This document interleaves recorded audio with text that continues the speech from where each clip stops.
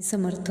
एके दिवशी अक्कलकोटचे मालोजी राजे काही राजकीय कामासाठी गव्हर्नर साहेबांना भेटण्यासाठी सोलापूर येथे अतिशय महत्त्वाच्या कामाला जाण्यापूर्वी स्वामींचा आशीर्वाद घेण्यासाठी आणि स्वामींचे दर्शन करण्यासाठी आले आणि विनंतीच्या स्वरात स्वामींना बोलले, महाराज, आज मी गव्हर्नर साहेबांच्या भेटीला जात आहे. तेव्हा लगेचच स्वामींनी हुजुराच्या हातातील पिकदाणी म्हणजे पान खाऊन ज्यात थुंकले जाते ती घेतली आणि राजे साहेबांच्या डाव्या हातात दिली आणि शिपायाच्या हातातील तलवार उजव्या हातात देऊन बोलले, आता जावे तुम्ही.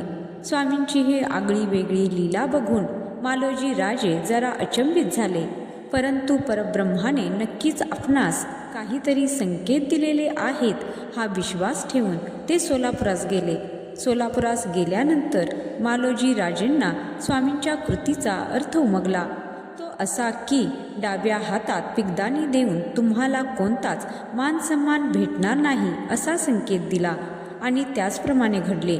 जेव्हा मालोजी राजे बैठकीसाठी गेले तेव्हा तेथे त्यांना तोफांची सरबत्ती वा इतर कोणताच मानसन्मान केला गेला नाही आणि उजव्या हातात तलवार देऊन इंग्रज सरकारने केलेले हत्यारबंदी उठेल असा संकेत दिला आणि त्याचप्रमाणे अनुभव आला. गव्हर्नर साहेबांच्या सोबत झालेल्या बैठकीमध्ये मालोजी राजेंना हत्यारे बाळगण्याची मोकळीक देण्यात आली. स्वामींची ही अद्भुत लीला बघून मालोजी राजेंची स्वामींवर अनन्य भक्ती आणि श्रद्धा अजून दृढ झाली. तर मंडळी, या कथेचा बोध हाच की भविष्यात घडणाऱ्या घटना स्वामींना माहीत असत आणि त्याचप्रमाणे स्वामी मनाची तयारी करण्याचे संकेत देत असतात.